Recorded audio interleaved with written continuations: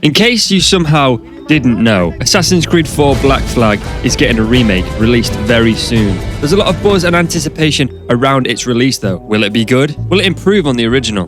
Will it include 15 paid Flaming Pirate from Hell Edward skins? I suppose we'll find out soon enough. But this all got me thinking, which actually is the best main Assassin's robe from all of the games? So we're going to do what every YouTuber starved of attention does, a tier list. This is the Assassin's Creed Iconic Robe tier list. Before we begin, a few rules on how I'm going to rank these. Number 1, pure coolness and aura. Number 2, utility and purpose. And number 3, how good is it as an Assassin's Creed robe? Meaning, sort of how iconic is it? Does it fit within the Assassin's Creed world? I'm also going to talk a little bit about the era of each one and its potential historical inspirations. And now this is going to be just the most iconic robe for each protagonist. No special robes or no ancient lightning bolt costumes. This is just going to be the iconic default looks. And if you enjoy this video, please drop me a like and a hype and let me know what you think in the comments below. But without any more waffle, let's start with Assassin's Creed 1 and Altair.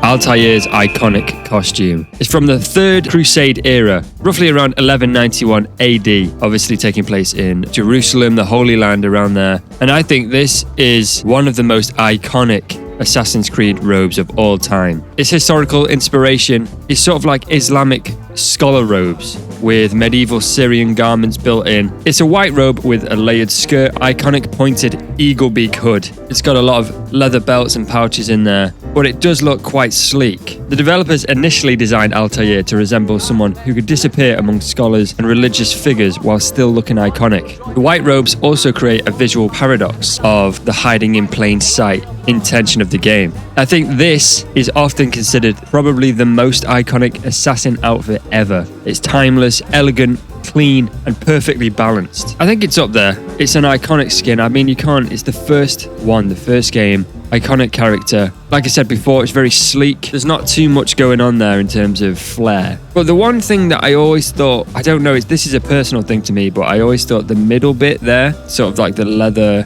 band around his middle, it always made him look a little bit fat in the middle. Is that just me? And I know that might be a little bit controversial. As an Assassin's Creed robe, I don't think you can get any more Assassin's Creed, can you? This is the archetype that all the rest of the outfits on this list were built from. I don't know how much more I can say about Altair's iconic costume, but for me, this is gonna be an S tier. Okay, Assassin's Creed 2, Ezio Auditore. This is my boy right there. This is the one that I actually started with playing Assassin's Creed. The era is the Italian Renaissance in the late 1400s. The inspiration for this one is Florentine noble fashion, Renaissance tailoring, and fine Italian leather craftsmanship. The design features white robes, red lining, a large shoulder pauldron, flowing cape, very ornate embroidery, and decorative leather straps. Rather than military or scholarly clothing, these robes feel aristocratic. Ezio blends perfectly into the Renaissance Italy, while looking also more wealthier and more refined to get into those higher leagues of people. I just love the elegance of this costume, the flowing cape, the fact that you could actually customize this thing. And they introduced dyes into it as well, so if you didn't want the white, you could change it to black or whatever. It's got a perfect balance between nobleman and assassin, and I think this one is one of the most beloved outfits in the entire franchise. For me, this outfit just screams cool. This, I think, is maybe potentially my favorite Assassin's Creed robe of all time. I love the double hidden blades, everything about it, the flowing red, the deep red, sort of classic flowing shirts underneath it that I mean, I love that stuff. Very ornate and over the top, but also really works with the outfit itself. The hood is great, and I do like that sort of leather shoulder pauldron there on the side. Ezio can carry loads of trinkets in there, smoke bombs, throwing knives, everything. And as an assassin's robe itself, I think this one is just the peak. Now, for me personally, like this, I think it is my favorite suit. I think it's my favorite robe. I think I'm going to go straight into S tier with this one. It's a strong start for these games, which may not, keep up in the S rank too long. Okay, next up we have Assassin's Creed Brotherhood, which is also Ezio Auditore. This one, the late 1400s to the early 1500s, Rome. The inspiration is obviously Roman military styling and more sort of master assassin ceremonial. This is an Ezio who is older than he was before. The design features more white robes than the last one, heavy layered leather, sort of larger armor, fur accents, a red cape, gold trims, and sort of makes a more mature silhouette. These robes represent Ezio at his peak. Ubisoft has reused this outfit in more games than almost any other legacy costume. Arguably, this is the most famous outfit of the entire franchise. In terms of its coolness, I think this one is really, really up there. It's almost like a more mature, advanced version of his last outfit. It's got more armor. The leather's sort of been replaced with steel plate in places, like on the arms and the shoulder pauldron. You can carry loads of stuff in this game. I think this is the one where we had a gun as well up there.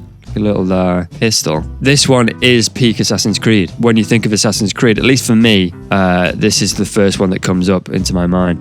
But personally, I like his first robe a little bit more. It's a little bit more scrappy. It's more realistic almost. Not saying that this one is bad. I just personally prefer the other one. Okay, where are we going to throw this guy? I'm going to say this one is, I think it's also an S tier, isn't it? Let's be real. I think the first three games, their looks, they're at their most typical iconic robes. The default appearances are insanely good. Okay, sticking with Ezio for one more game, we've got Assassin's Creed Revelations. Now this game is in Constantinople, around 1511 to 1512. This is an older Ezio now. He's using Ottoman robes, sort of Turkish textiles in there. It shows that he's an aging traveller. There's a bit of a Eastern European influence in there, I think, as well. The design itself features grey robes this time. He's ditched the white. Blue details on there, thicker leather, a lot more fur, as you can see on the side there. A smaller hood,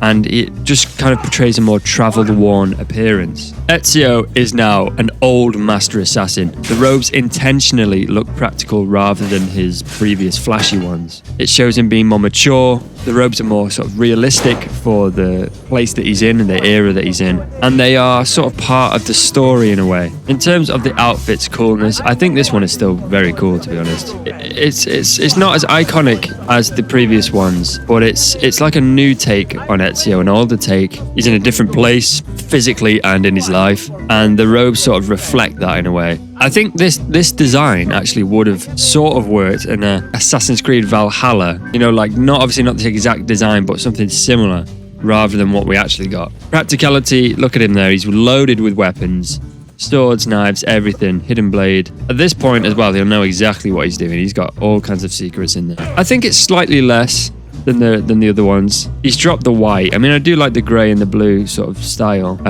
but the white robes are the most iconic thing, aren't they? It's not an S tier. I don't think it's an S tier. I think I'm gonna go, it's not bad and it's not great. I don't think it's not super iconic. I think I'm gonna give this one a B. I think that's fair enough. If you hate me for it, you know, let me know.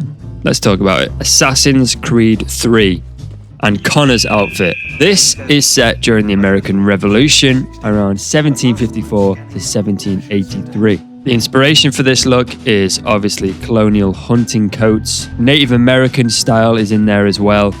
Sort of like a Native American mixed with like military uniform at the time, mixed with almost maybe a bit of a frontier survival vibe. The design features a white colonial coat, blue trim, leather harnesses, tomahawk holster, a fur-lined hood, and long tails at the back down there. Connor's outfit, I think, merges his Native American heritage with the colonial tailoring, as I said before. I think this one is super unique, and it was a big step away from where they were when they released this with Ezio. It's quite a practical look, I think, and it gives out a very distinctive silhouette for this character. In terms of its like coolness, I think this one is like, it's a cool outfit, isn't it? Let's be real. I really like the sort of Native American subtlety in there mixed with like the New World colonial stuff. I think you were either in the camp of you loved it or you hated it, but now I think it's swung around to most people I think really like this one. It's a very utility driven robe. Tomahawks, flintlock pistols, a bow and arrow, as well as the hidden blades, and it looks good as well when it's doing it. So I think everybody sort of universally likes this now.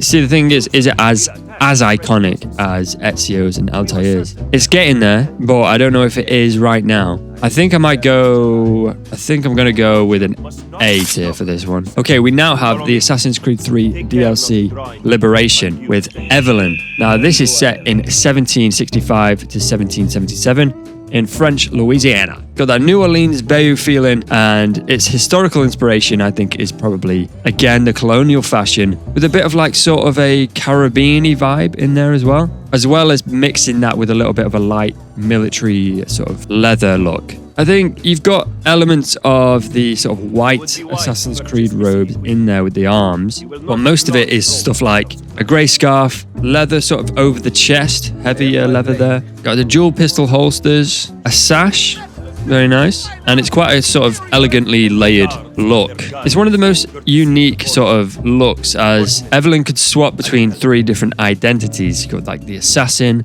or sort of a lady. Then into somewhat more of like a slave kind of thing to infiltrate that. Rather than brute force, Evelyn's clothes emphasize social stealth, taking it back to the original Assassin's Creed. Her robes are lighter and more refined than Connor's, reflecting the kind of dense urban environment of New Orleans, but basing it on her sort of default look here. In terms of practicality, yeah, obviously loads of stuff going on there. Pistols, weapons, everything. Very practical looking suit, as well as easily changeable and modifiable. In terms of it being an iconic Assassin's Creed outfit, up there with the likes of Ezio, it's not there, is it? I think I'm going to give this one a C tier. Okay, obviously this is the one that we're going to talk about a little bit more today, and for its remake announcement and release very, very soon. We've got Assassin's Creed 4 Black Flag and Edward Kenway. The era is the golden age of piracy in 1715 to 1722. The inspiration, obviously, pirate captains, naval officers, and Caribbean adventurers, all mixed in one. The design features open front robes, blue waistcoat, leather belts, pistols, pirate boots, and a hood over sort of traditional naval-looking clothing. And personally, I also really like the sort of hardened leather look on the shoulders and the chest coming down through the arms. I think that's an excellent look. The reflection of these robes sort of show that Edward isn't truly an assassin yet. His robes show someone who is halfway between pirate and assassin. I love the pirate aesthetic. I mean, you cannot not love this game. It's one of the best ones out there. Even just as a game in general, take away the Assassin's Creed thing, the pirate stuff, it's brilliant. And the look is weathered, it's layered, it's just perfectly practical for everything, and gives you both the assassin vibe and the pirate vibe perfectly. This is one of the most cool looks in the entire franchise, in my opinion. Practicality wise, look at this guy, man. He's loaded with weapons. He's got flipping swords galore, double swords, hidden blades, 50,000 pistols strapped to him, bombs, everything. In terms of it being an iconic Assassin's Creed look, I think this one has fully taken one of the top spots for being one of the best looking Assassin's Creed robes. And I think it helps that the game was so good as well. I love this one. I love Black Flag. I think no one has ever done pirates better than this game. They can't do it. They just can't replicate it. And I am definitely looking forward to the release of the remake in a few days from now. Where am I going to rank this one? I think, you know what, you can fight me over this one. I'm thinking S tier for this, personally. Okay, let's talk about Assassin's Creed 4's Freedom Cry DLC and Adewale's look. The year is 1735 and it's sort of set in what is now Haiti. The inspiration for this look is Caribbean, obviously. There's a lot of Edward Kenway in there, mixed in with some naval look, and then probably a little bit of a Caribbean sort of like an escaped prisoner kind of look there. It looks angry. He looks angry. He's got something to say. Places to put his machete and his blunderbuss. It looks like it sort of blends both heavy and light at the same time. You know, compare this one to Ezio's. It's got a job to do. Adewale by this point is a fully committed assassin. His robes sacrifice elegance for durability, reflecting his mission to free enslaved people and fight in the harsh conditions of the game. It's rugged, it's practical, it's intimidating, and it gives that kind of warrior assassin aesthetic. I think this one is cool as well. It's maybe a bit underrated, to be honest. Practicality wise, look at this guy, he's got 1,000 belts all over him.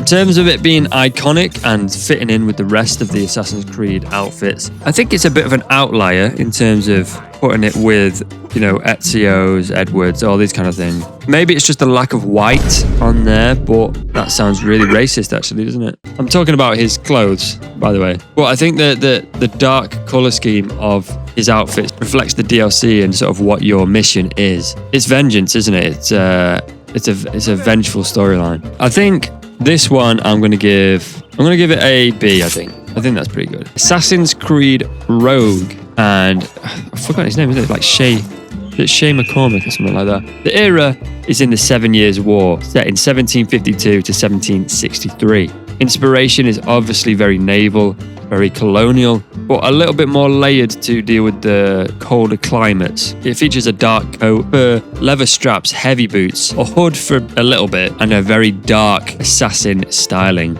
mixed in with some Templar. The darker colours reflect Shay's morale shift after leaving the Brotherhood. Very striking, visually distinctive look compared to the rest of the Assassin's Creed outfits. I think it's a very cool look, to be honest with you. A bit bulkier, it makes him look intimidating, just like Adewale's, but almost a little bit more with that Templar elegance in there. I like the black and the red mixed with little hints of white, maybe, you know, his previous allegiance is still shown in there, but it's been completely taken over by the black and red of the Templar. Buckles and belts, and look at all them pouches there.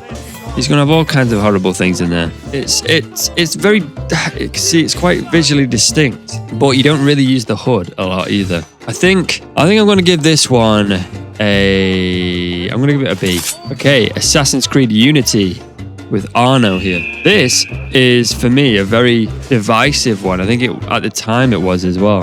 I think it suits it though. It looks good. There is no white on this bad boy. So the era is the French Revolution, 1789 to 1794. The inspiration, French aristocracy, and a revolutionary style in there as well, obviously, with the more Parisian tailoring. The design features a blue coat and hood, leather chest straps, an elegant long coat, and a high collar. The French Revolution, how do we say this? Too rich and too posh and a little bit too far up your own arse. That may have been a very bad thing being executed. So this costume sort of does the job of both. Parisian clothing and fashion is innately quite fancier than a Primark t-shirt and jeans. It's a mix of both. It can do both. It's stylish, it's realistic, it's historically believable. However, it's also blue. It's very cool. I think it's very cool. It's sleek, isn't it? It's a nimble design, not too heavily armored, holsters and things like that, because the suit sort of isn't built to be like that. It's meant to be very not over the top. Because why would you want to? You'd have your head put in a guillotine if you were too fancy. But I do like this suit. I do. There's something about it that just, it works for me in a way. Blue brings it down from being super iconic, but it's that the blue also makes it iconic in its own way. I'm going to give this, I'm going to give it an A, I think. Okay, Assassin's Creed Syndicate, set in Victorian London, 1868. The inspiration is obviously Victorian clothes, mixed with street gangs, mixed with detectives, and industrial workers. Now, obviously, it's split between two protagonists, this game. So we've got Jacob, who will rank separately from Evie. But Jacob has a long leather coat, brass knuckles, a top hat or a hood, you can choose. And he's got that kind of artful dodger, gang leader aesthetic. Whereas his sister is more elegantly dressed, slim, with sort of purple accents, and a more traditional assassin silhouette, in my opinion. I think that these outfits are somewhat divisive. I think Evie's is considered the better assassin design, especially with her sort of DLC look as well, that refines it a little bit more. I'm not too big of a fan of either of them, but they do the job. It's not really Assassin's Creed. There's no white on there. There's no sort of white robing. And practicality-wise, it doesn't look like there's too much going on there either. Well, that sort of reflects the era. You know, 1868 London, I feel like you're not going to be walking around with missiles strapped to your chest and bandoliers coming out of every orifice. I think I'm going to give Jacob a C tier, and I'll give Evie A or a B, because I do like the DLC. The DLC one sort of refined her look a little bit more. I'll give her a B. Okay, now we're gonna sort of go through all of the Assassin's Creed Chronicles games. So first up, we have Assassin's Creed Chronicles China with Xiaojun. This is set in 1526 Ming Dynasty China. The inspiration is Ming Dynasty silk robes, Chinese martial arts clothing, and it's sort of mixed in with sort of a flowing opera court garment look. The design features obviously the hood, a darker hood, crimson robes, gold embroidery, which looks pretty cool, long silk sleeves, a layered skirt, and high boots. Now, Xiao trained directly under Ezio Auditore after the events of Embers, which I didn't know, which is pretty cool. Her robes combine the classic assassin iconography with Chinese court fashion, creating one of the series' most graceful designs, I think. I think it's often ranked as one of the best non-mainline outfits because of the elegant silhouette, the flowing animations of the game, and that blend of East Asian fashion with assassin traditional clothes. I do like sort of like the armored bits on there, as well as that black, gold and red embroidered look. So I'm going to rate her.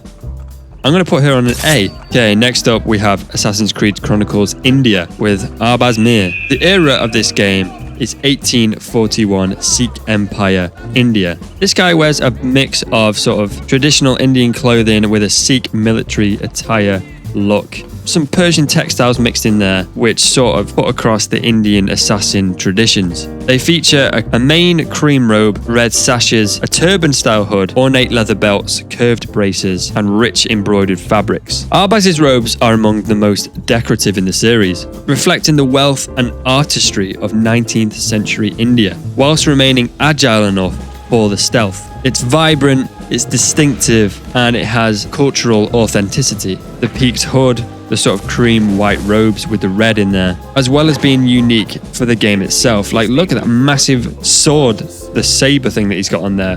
I'm also going to put this one on an A. I think this is pretty good. Okay, lastly for the Assassin's Creed Chronicles series, we have Russia with Nikolai Orlov. The era is 1918 Russian Revolution. Inspiration for this one is the Imperial Russian military, mixing long trench coats and early 20th century tactical clothing, similar to what you would see in World War I. The design features a long grey overcoat, dark hood, leather ammunition straps, gloves, boots, and integrated rifle equipment. By 1918, long coats had largely replaced the medieval-style robes, showing how the Brotherhood adapted to the modern warfare. I think the realistic military influence, the unique sort of industrial era appearance, and the departure from traditional robes makes this one a super unique look. I think is this like the most modern Assassin's Creed robe that we've got so far, apart from like Desmond in a hoodie. I like it. This is a cool look. In general, this is a cool look. It's practical. It's modern. It's a more updated look. But it's still got the peak hood on there as well. It's still got the elements of the traditional one. I think I'm going to give this one a B. I'm going to save this one till last because it doesn't fit in with the games. Now this is where things change a little bit. We have the first of the Assassin's Creed RPG games with Assassin's Creed Origins and Bayek. The era, obviously we're in Egypt around 49 to 43 BC. It's a long time ago. The inspiration for this one is Medjay clothing mixed with ancient Egyptian linen and desert survival gear. The design features a white hood with a yellow sash, sandals, arm wraps, and minimal armor, apart from on the chest there. This outfit became the in-universe origin for the assassin aesthetic itself. Many later design elements took the hood, the eagle imagery, and the layered robes to echo Bayek's attire. I think this is one of the best modern RPG Assassin's Creed looks. It's very cool. I think they did nail it quite well with this one. I like all the layers on there. I like sort of like the open chest and the arms there, but covered in wrappings and armor. Very practical. I think it's a strong one, that one. I don't think it's on S, but I'm going to give this a very strong A tier. And here is where things take a slight turn. We have Assassin's Creed Odyssey. We're in the Peloponnesian War era of Greece, 431 to 422 BC. Inspiration for this one is obviously ancient Greek mercenaries and hoplite armor, the iconic sort of Spartan look. However, the design features no signature assassin robe. It's got layered armor and cloaks and Greek tunics and helmets, but there's no Assassin's Creed look there. And the reason to this is the Brotherhood does not yet exist. This was set before it, which is a very weird choice. I think people loved the armor designs and the kind of different helmets and looks that you could get in this game, because I played this game and I really enjoyed the game in general as a Greek game, a Spartan game. Not as an Assassin's Creed game. I think it sucks. It's crap as an Assassin's Creed game. The customization of it all, the armor's incredibly cool. Its Assassin's Creed iconography level is almost 0. And I think for that reason, I'm gonna have to put this bad boy in a D tier. And it may even get worse from here, because now we have Assassin's Creed Valhalla. The Viking age of 872 to 878 AD. Obviously, the inspiration for this one is Norse clothing, Viking leather armor, and a lot of fur. The design features a fur hood that's not really used that much, heavy leather, grey blue cloaks, sort of more raven motifs instead of eagles. A very intimidating silhouette. Ivor is never truly a traditional assassin. This is reflected in the fact that his clothing remains Viking first at all times, which again, like Odyssey, sort of negates the fact that this is an Assassin's Creed game. You know what I mean? Like, what's the point in that? I think it's authentic for the time period, and obviously if you want to play a Viking fantasy game, a little bit like if you wanted to play a Greek game, you had Odyssey. If you want to play a Viking game, this is a really good Viking game. But as an Assassin's Creed game and just iconography, this is 0 again. We're going to have to go with a D tier for this. Okay, next up we have Assassin's Creed Mirage, which is a little bit of a return to form in terms of a more traditional Assassin's Creed look. We're in 9th century Baghdad in around 861 AD. The inspiration is obviously 9th century Baghdadi clothes, Islamic textiles, and a very, very, very strong callback to Altair. The design features white robes, red sashes, blue accents, an eagle beak hood, and minimal armor. Very reminiscent of the first iteration of Altair. Now, the game itself intentionally returned to the original assassin aesthetic. We finally got the return of a white-robed classic with a classic hood and a stealth-focused appearance. And I think he looks cool. It's very, very, very similar to Altair. Even with that middle bit that I was talking about before that made Altair look a little bit fat, he's also got the same thing. He's got a little bit more armor on his arms there and on his shoulder, and sort of like a more scarf-like wrapping around his neck.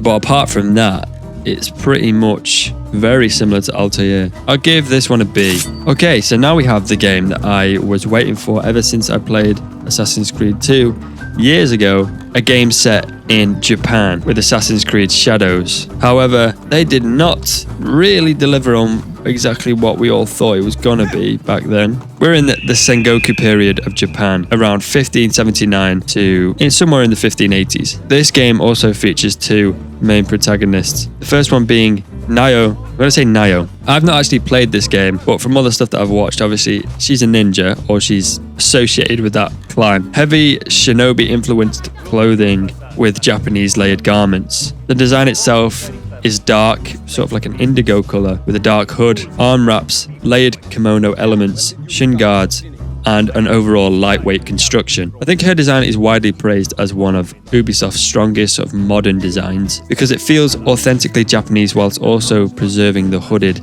assassin identity, the other character of Yasuke. His inspiration is just purely samurai armor, that of the Oda clan. He's got the traditional panel armor of a samurai, a Kabuto style helmet, heavy plates, a minimal assassin influence. And you know what?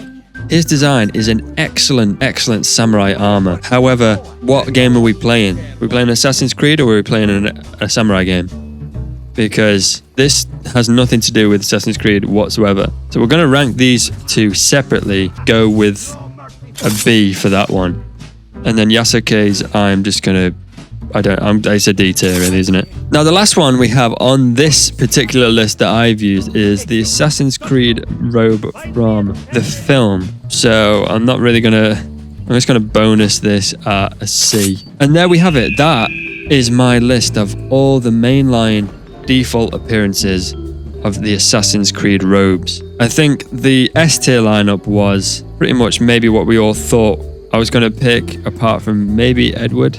Some of you might have put him lower down. A is strong. We've got Connor, Arno, Assassin's Creed Chronicles China, India, and then Bayek from Origins. B, we have the Revelations look, Adewale, Assassin's Creed Rogue. We've got Evie's look from Syndicate, Assassin's Creed Russia, Mirage, and then Nio from Assassin's Creed Shadows. C, we have Evelyn, Jacob, and then whatever the character was from the film. And then in D tier, we've got Odyssey, Valhalla, and then Yasuke from Shadows. But what do you think? Do you agree with this list? Where would you put these outfits? What would you put in S? What would you put in D? Let me know. Let's discuss it in the comments because I think this is a very divisive tier list for some people. But thank you very, very much for watching. Stay tuned for the next video, which I think will be coming out roughly around Tuesday, Wednesday, middle of the week. If you enjoyed the video, please, as I said at the beginning, like it, hype it, drop me a comment, consider subscribing, and I will see you in the next one. Goodbye.